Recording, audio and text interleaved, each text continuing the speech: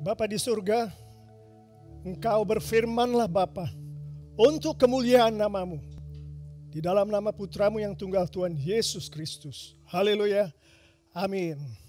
Mari kita siapkan Alkitab kita. Hari ini kita akan mendengarkan dan merenungkan firman Tuhan dari Yohanes 9. Yohanes 9 di sini adalah mengenai orang buta sejak lahir.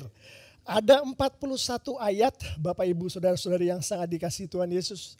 Tapi jangan khawatir, kita akan hanya merenungkan satu ayat sebagai ayat emas kita. Tuhan Yesus sendiri berkata di Yohanes 9 ayat 5, selama aku di dalam dunia, akulah terang dunia. Haleluya, amin. Bapak Ibu Saudara-saudari yang sangat dikasihi Tuhan Yesus, kata buta itu adalah kata yang banyak sekali, mungkin semua orang tidak mau mendengarkan kata itu. Karena implikasinya adalah luar biasa. Ada keterbatasan di situ, ada penderitaan di situ. Tapi saya ingin masuk sedikit ke dalam kata buta itu, di mana kalau seseorang dinyatakan buta atau tidak bisa melihat, itu artinya pada saat dia mau, yang kita katakan sebagai manusia yang memiliki panca indera normal, melihat, dia tidak bisa melihat. Kita kalau melihat orang yang tidak bisa melihat, kalau kita lah misalkan sebagai contohnya, kemungkinannya karena dua hal. Pertama, karena kita menutup kelopak mata kita. Atau ada sesuatu di mata kita yang menyebabkan kita tidak bisa melihat. Kedua adalah, kalau mata kita terbuka, kita memasuki suatu tempat, tapi di tempat itu sama sekali tidak ada cahaya. Kalau tidak percaya yang kedua ini silahkan dicoba. Karena menurut ilmu fisika, bahwa yang kita lihat dengan mata kita adalah pantulan cahaya dari benda-benda yang akan kita lihat. Nah sekarang ini ada orang yang mengalami keadaan buta itu sejak lahir. Nah nanti kita melihat bagaimana Tuhan Yesus sendiri melakukan tanda-tanda atau yang kita katakan mujizat-mujizat. Salah satunya adalah mencelikan mata orang buta ini. Ini adalah mata fisik yang pertama. Kemudian ada lagi nanti orang buta yang dicelikkan oleh Tuhan Yesus melalui firman-Nya. Tapi yang buta bukan mata fisiknya tapi mata rohaninya. Mari kita sekarang lihat apa menurut orang-orang yang ada di sekeliling tempat di mana orang buta itu saat itu berada. Menurut si orang itu sendiri yang mengalami kebutaan, di Yohanes 9:25 dia mengatakan, aku buta. Intinya seperti itu. Jadi dia sendiri mengakui kekurangan dia. Dia sendiri mengakui bahwa dibandingkan dengan orang-orang lain yang ada di sekitarnya, yang ada di komunitasnya, dia berbeda karena dia buta. Aku buta, itu yang dikatakan. Kita mau melihat apa yang dikatakan oleh orang-orang di komunitas si orang buta ini. Yang mana itu adalah komunitas orang Yahudi. Orang Yahudi mengatakan seperti dikatakan di Yohanes 9 ayat 34. Engkau ini lahir sama sekali dalam dosa. Jadi komunitas dia sendiri mengatakan bahwa dia ada di dalam dosa. Si orang buta ini lahir di dalam dosa. Nah sekarang mari kita lihat apa yang dikatakan oleh pemimpin-pemimpin agama. Yang di dalam tanda kutip, bukan di dalam tanda kutip sih, memang sebetulnya dia adalah murid-murid Tuhan Yesus sendiri. Yang berada di tempat itu pada waktu itu. Murid-murid Tuhan Yesus sendiri mengatakan di Yohanes 9 ayat yang kedua, ini dengarkan baik-baik ini. Rabi dia berbicara kepada Tuhan Yesus, siapakah yang berbuat dosa? Orang ini sendiri atau orang tuanya? Jadi murid-murid Tuhan Yesus sendiri, si pendeta-pendeta yang dipendetain oleh banyak orang ini, menganggap si orang yang buta ini dia melakukan dosa. Entah dia yang berdosa atau entah orang tuanya yang berdosa. Tapi dia menganggap yang terjadi pada si orang ini adalah akibat dosa. Nah kita tahu bahwa orang-orang Yahudi, makanya si komunitasnya sendiri orang Yahudi dan murid-murid Yesus mengatakan itu. Karena di hukum Musa, di buku Musa, yaitu di Ulangan pasal 32 ayat yang ke-15 sampai 25, di situ digambarkan bahwa penderitaan termasuk hal-hal seperti orang buta ini adalah hukuman atas dosa. Jadi tidak heranlah kalau mereka itu komunitas Yahudi dan bahkan murid-murid Yesus sendiri berkata seperti itu. Nah, sekarang kita mau lihat apa yang dikatakan oleh Tuhan Yesus. Di Yohanes 9 ayat 3, Tuhan Yesus jelas-jelasan bilang, bukan dia dan bukan juga orang tuanya. Artinya si orang ini mengalami kebutaannya bukan karena dosa si orang ini dan bukan juga karena dosa orang tuanya. Yesus Kristus sendiri yang mengatakan itu. Nah, di ayat ini kalau kita baca selengkapnya kita akan tahu bahwa Tuhan Yesus mengatakan tujuan orang ini mengalami apa yang dia alami, yaitu kebutaan, adalah karena Tuhan mau menunjukkan kemuliaannya melalui kehidupan si orang buta ini. Nah, jadi itulah yang disampaikan di awal-awal dari pasal 9 ini. Sekarang kita melihat apa yang terjadi pada si orang buta yang kita bicarakan ini. Di Yohanes 9 ayat 7 firman Tuhan mengatakan Tuhan Yesus setelah melakukan interaksi sedemikian rupa dengan si orang buta ini, mengatakan kepada si orang buta ini, pergilah, basuhlah dirimu dalam kolam Siloam. Itu yang dikatakan oleh Tuhan Yesus. Bayangkan kalau seorang buta, ada orang datang, siapapun itu orang, terus dia mengatakan hal seperti ini kepada si orang buta yang di dalam nas ini dia udah buta seumur hidup. Bayangkan apa yang akan dia lakukan. Pasti akan banyak pertanyaan, bukan? Pasti akan banyak pergumulan di hati si orang buta ini, bukan? Tapi kenyataannya Bapak Ibu Saudara-saudari yang sangat dikasih Tuhan Yesus, yang terjadi adalah si orang buta ini langsung percaya begitu saja dengan apa yang dikatakan Tuhan Yesus. Dengan apa yang difirmankan oleh Tuhan Yesus. Langsung percaya dia dengan firman Tuhan itu. Dan dia mentaati firman Tuhan itu. Dan dari situlah kita tahu di nas ini bahwa mata si orang buta ini dimelekkan oleh Tuhan Yesus. Dan yang kedua adalah setelah mata fisiknya dimelekkan, kita akan melihat nanti di belakang di ayat yang ke-35, Tuhan Yesus tetap terus berinteraksi dengan si orang buta ini sehingga kita mendengar perkataan Tuhan Yesus yang disampaikan kepada si orang buta ini melalui ayat 35. Beginilah firman-Nya. Percayakah engkau kepada Anak Manusia? Firman Tuhan ke si orang buta yang sekarang ini sudah dimelekkan pada saat yang ayat 35 ini. Orang buta itu menjawab, yang sekarang sudah dimelekkan itu menjawab, aku percaya.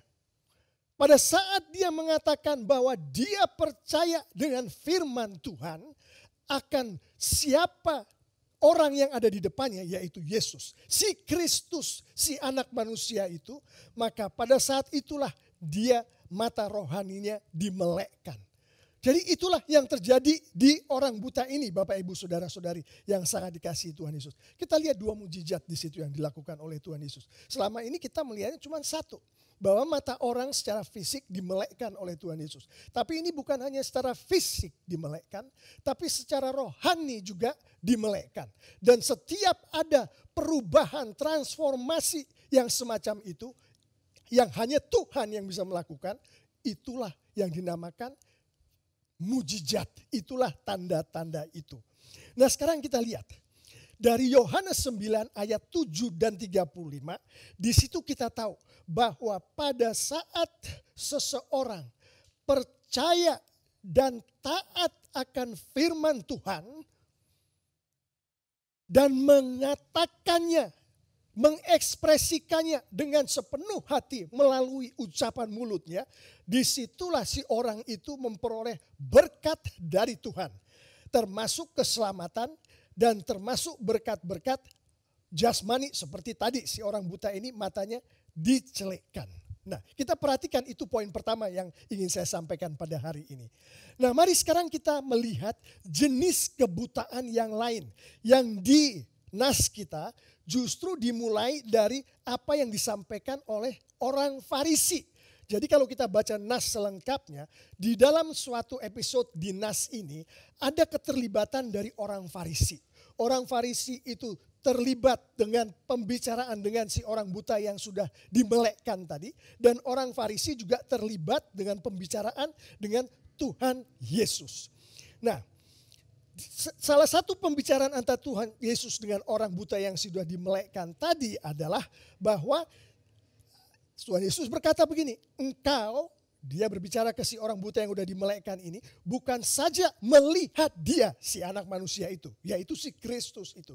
Tetapi dia yang sedang berkata-kata dengan engkau, dialah itu. Dialah Kristus, dialah anak manusia yang dimaksud. Tunggu dulu Tuhan. Oh, bukan Tuhan. Tuhan di sini ya, setiap kata Tuhan di dalam ini sebelum orang tahu bahwa itu Yesus adalah Tuhan, itu yang dimaksud seperti berkata Tuhan gitu, Sir gitu ya. Jadi tunggu dulu Tuhan, tunggu dulu Sir. Apa engkau mengatakan aku ini adalah orang-orang yang termasuk buta juga? Itu yang ditanyakan oleh orang-orang Farisi. Lalu kita lihat apa yang dikatakan oleh Tuhan Yesus terhadap apa yang disampaikan oleh orang-orang Farisi itu kepada Tuhan Yesus. Kita bisa melihatnya dari konteks ayat ini. Pertama, kita tak bisa bertanya kepada diri kita sambil membaca firman Tuhan Yohanes 9 ini. Apakah si orang Farisi atau orang-orang Yahudi, pemimpin Yahudi ini yang bertanya, melihat bahwa orang yang di depannya itu adalah si Kristus, si anak manusia itu? Jawabannya kan tidak. Karena dia masih berbicara seperti itu. Apakah kau pikir aku juga buta? Seperti itu. Jadi dia tidak melihat si Kristus yang di depan matanya sendiri. Nah dari situ, dari tidak melihat Kristus ada di situ, maka hal-hal lain yang sifatnya rohani, yang ada hubungannya dengan apa yang Kristus maui. Pada saat Kristus ada di dunia ini, dia tidak juga bisa melihat gitu. Karena untuk melihat itu dia harus melihat Kristus dulu. Dia harus melihat si terang dunia ini dulu. Tanpa itu dia tidak bisa melihat firman Tuhan. Yang dimaksud dengan firman Tuhan itu termasuk pelanggaran-pelanggaran terhadap firman Tuhan. Dia nggak bisa melihat itu karena dia tidak melihat si terang dunia. Atau si Injil, terang Injil ini. Dia tidak melihat. Dia juga tidak bisa melihat si orang Farisi, si pemimpin Yahudi ini. Tidak bisa melihat dosa yang dia lakukan terhadap Tuhan dan terhadap sesamanya. Bapak ibu saudara-saudari yang sangat dikasihi Tuhan Yesus. Ini adalah gambaran dari kebutaan rohani yang saya sampaikan di awal tadi. Nah sekarang apa yang dikatakan Tuhan Yesus pada saat si orang Yahudi tadi, si guru-guru tadi, si Farisi tadi bertanya. Sekiranya, ini ada di ayat 41, Tuhan Yesus berkata, sekiranya kamu buta, kamu tidak berdosa. Tetapi karena kamu berkata, kami melihat, maka tetaplah dosamu. Ini banyak dibincangkan di sekolah-sekolah teologi. Saya akan secara gampangnya akan saya rephrase, akan saya ulangi untuk gampang diterimanya. Yohanes 41 dari pasal 9.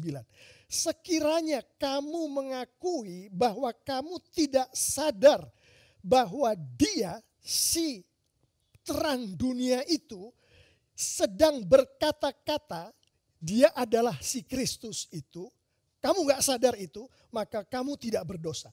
Tetapi karena kamu bilang bahwa kamu dengan sadar melihat orang yang ada di depan kamu dengan segala tanda-tandanya, dengan segala apa yang dibicarakan mengenai dia, tapi kamu tidak mau mengakui bahwa dia yang sedang berkata-kata adalah Kristus, maka tetaplah dosamu.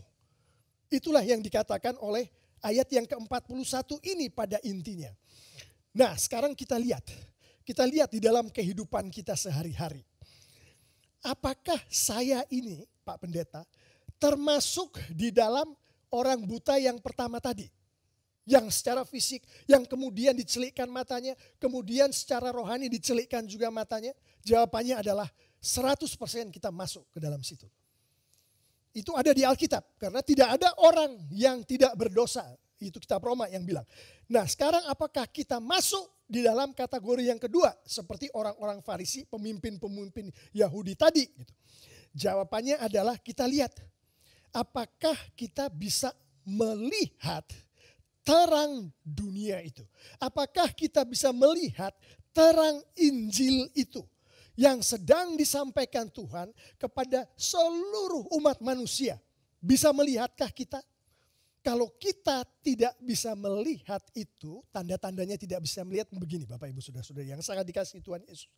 Kita melakukan pelanggaran-pelanggaran terhadap firman Tuhan, kita tidak mau mengakui.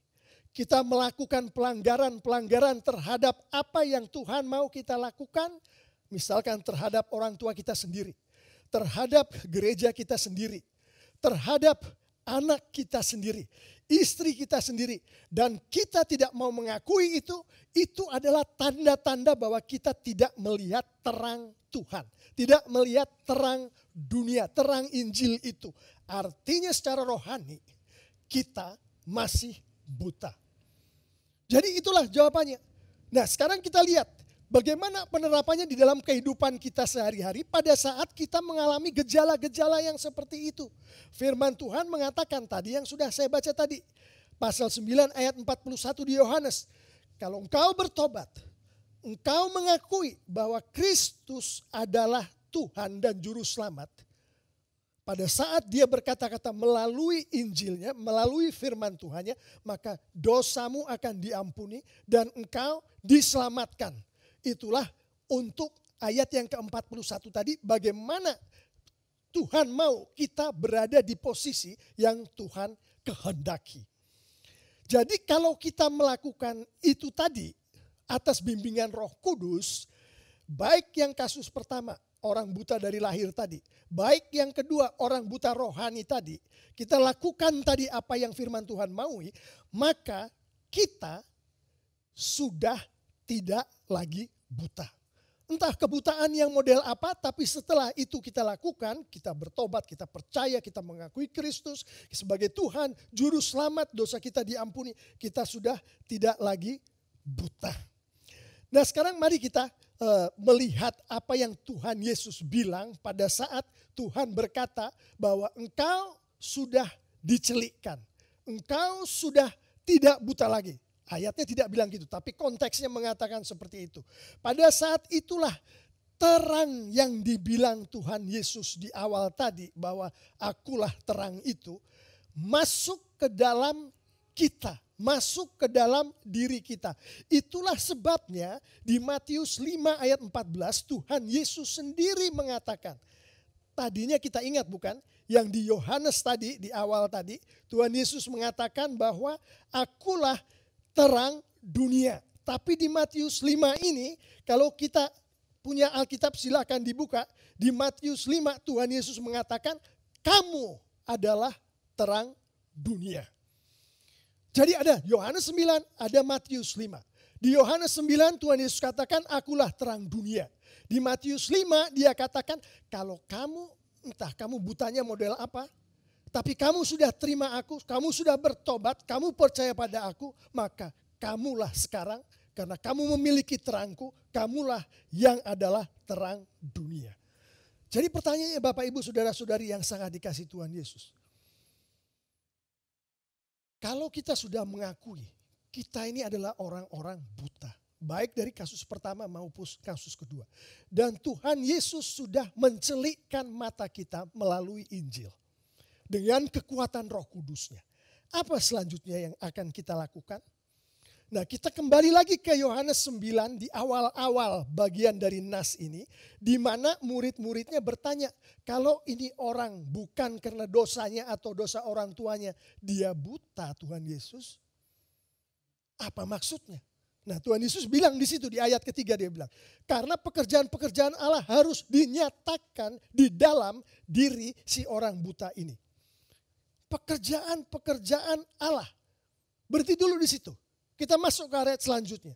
Tuhan Yesus bilang begini, kita ingat, kita, dia bukan bilang saya ya, dia bilang kita, meskipun ada banyak terjemahan-terjemahan yang bilang saya, tapi ini di dalam bahasa Indonesia diterjemahkan kita pegang yang itu.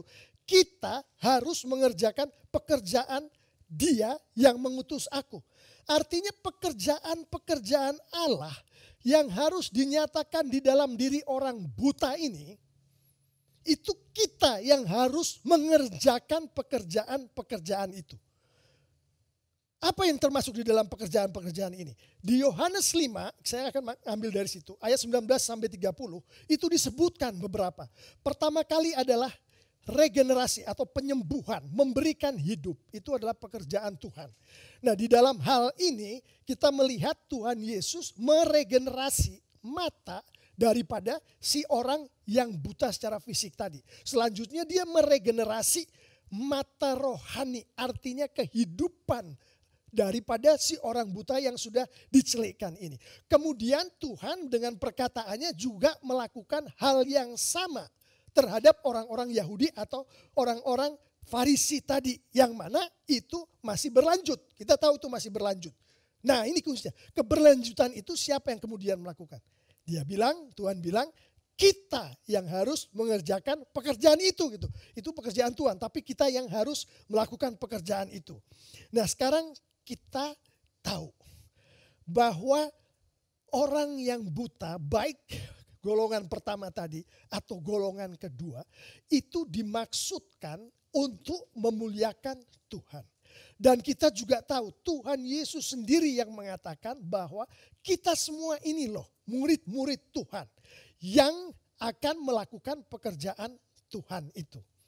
Ada tambahannya, selama Tuhan masih memberi kesempatan. Makanya Tuhan Yesus bilang ada siang hari, ada malam hari, di mana orang tidak bisa lagi melakukan pekerjaan-pekerjaan Tuhan tadi. Jadi selama kita masih diberi kesempatan. Nah, apa yang Tuhan mau kita lakukan? Ingat tadi yang disampaikan di Yohanes 5 tadi.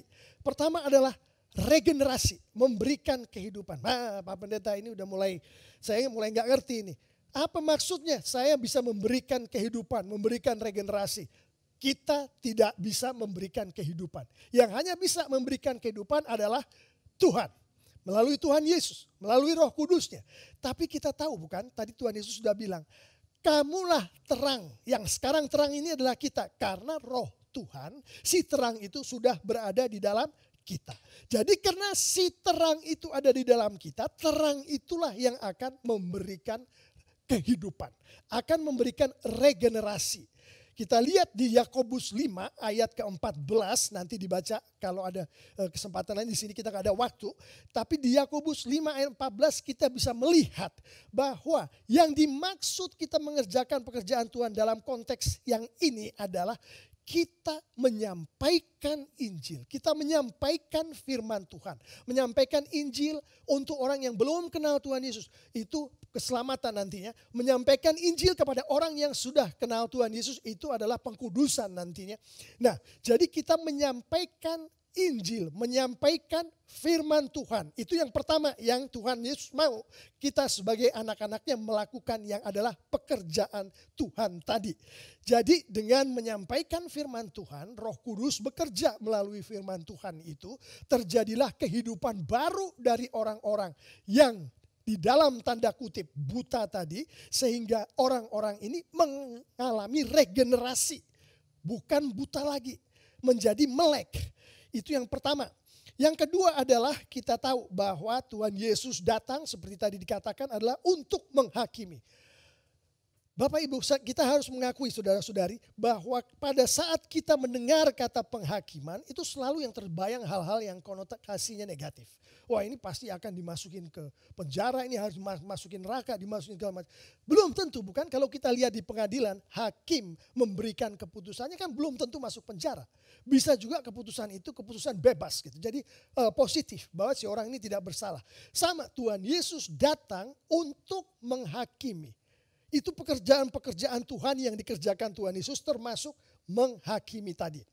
Nah, kita tahu dari 2 Timotius 3 ayat 16 dan 17, Tuhan mau kita melakukan fungsi itu melalui kita menyampaikan firman Tuhan. Perkataan-perkataan Tuhan. Di 2 Timotius 3 itu kita tahu bahwa firman Tuhan punya fungsi untuk mendidik, membentuk segala macam. Termasuk di dalamnya itu untuk memberitahukan kepada mereka bahwa mereka sedang sesuai dengan firman Tuhan atau tidak sedang sesuai dengan firman Tuhan.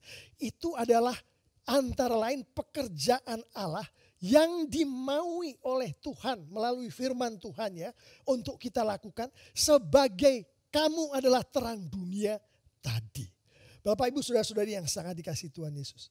Mari sekarang kita renungkan apa yang tadi barusan kita dengar secara cepat bersama-sama tadi. Ada kebutaan yang kasus pertama. Ada kebutaan yang kasus kedua. Dua-duanya Tuhan pakai untuk kemuliaan Tuhan. Dan kita tahu bahwa bagaimana Tuhan memakai untuk kemuliaan Tuhan adalah bahwa ada pekerjaan-pekerjaan Tuhan yang bisa dilakukan, yang harus dilakukan melalui orang-orang buta ini, entah kasus yang manapun. Dan kita juga tahu bahwa untuk pekerjaan-pekerjaan Tuhan itu, Tuhan sudah serahkan melalui Roh Kudus-Nya pada saat kita terima Tuhan Yesus, kita lahir baru kepada kita. Pekerjaan-pekerjaan itu akan kita yang melakukannya atas urapan dari Roh Kudus. Saya akan menutup dengan Yohanes 9 ayat 39. Di situ firman Tuhan mengatakan, "Aku datang ke dalam dunia untuk menghakimi, supaya barang siapa yang tidak melihat dapat melihat." Positif kan? Dan supaya barang siapa yang dapat melihat menjadi buta. Kita tahu ini firman Tuhan, Tuhan Yesus sendiri yang mengatakan, dan kita tahu dari konteks daripada buku Yohanes, Injil Yohanes, maupun kitab Perjanjian Baru dan Perjanjian Lama, ini tidak selesai sampai di sini gitu. Jadi yang barang siapa yang dapat melihat menjadi buta, untuk kemudian pekerjaan Tuhan dilanjutkan kepada orang ini dan dia boleh dimelekkan matanya. Ini secara rohani.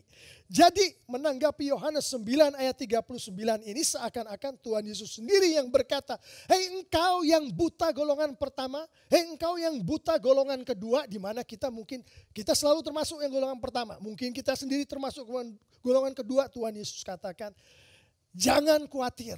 Itu yang Tuhan Yesus katakan seakan-akan. "Selama aku di dalam dunia, akulah terang dunia."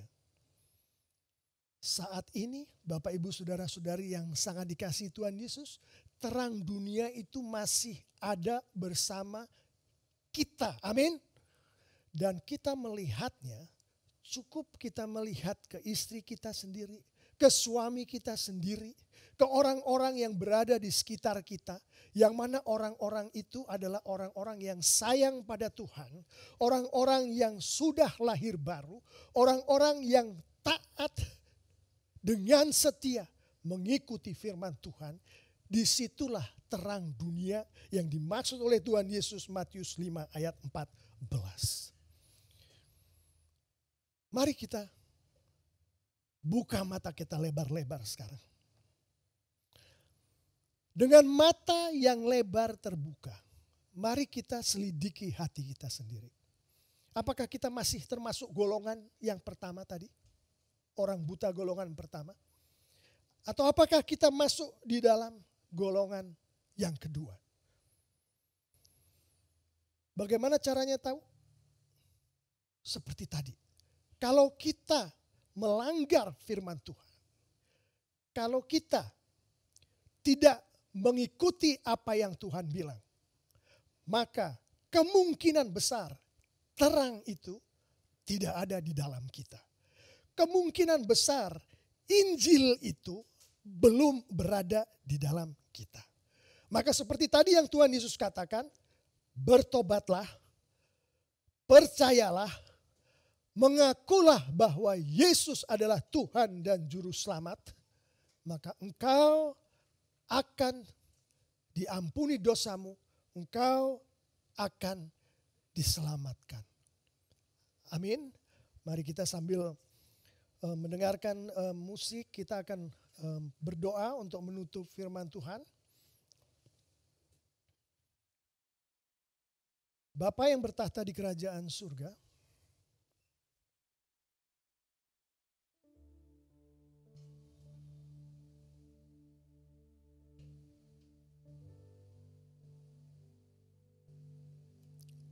Engkau sungguh luar biasa Bapa.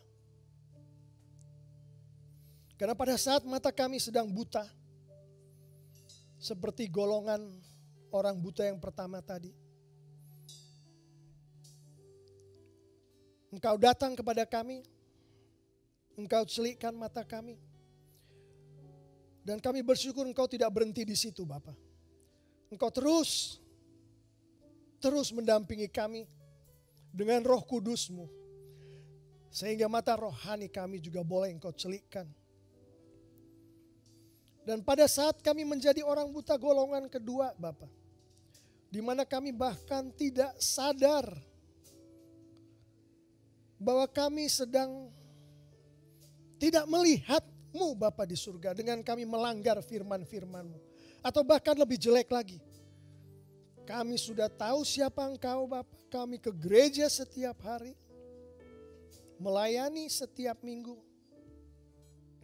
Tapi dengan sengaja kami melanggar. Dengan sengaja kami mendukakan Roh Kudus-Mu, mendukakan Engkau Bapa di surga. Kami bersyukur bahwa Engkau juga menjangkau kami yang termasuk di dalam golongan orang buta yang kedua ini Bapa. Dengan terang Injil-Mu untuk kemuliaan-Mu. Bapak terima kasih kalau Engkau izinkan kami untuk membuka mata kami lebar-lebar dan kami mengakui itu. Kebutaan kami itu Bapak.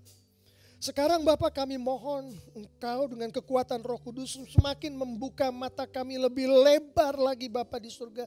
Sehingga kami boleh melihat orang-orang di sekeliling kami. Bahkan mungkin itu anak-anak kami sendiri yang masih buta.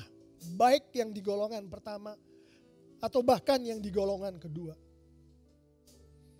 Dan biarlah Bapa dengan urapan Roh Kudus-Mu Engkau sudah katakan kamilah terang. Kami boleh datang ke orang-orang di sekeliling kami bahkan termasuk keluarga kami sendiri. Kami boleh sampaikan terang itu, firman Tuhan, Injil-Mu itu kepada mereka Bapa. Sehingga mereka boleh juga dicelikkan, dimelekkan mata mereka secara rohani untuk kemuliaan nama-Mu Bapa di surga.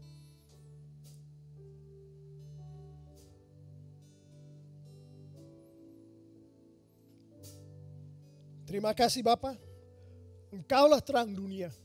Yang sekarang terang dunia itu sudah Engkau berikan kepada kami Bapa. Urapi kami supaya kami bisa melakukan pekerjaan-pekerjaan Bapa di surga. Pekerjaan-Mu Bapa di surga. Melalui kekuatan Roh Kudus-Mu. Di dalam nama si terang dunia itu sendiri, si terang Injil, Yesus si Kristus. Haleluya. Amin.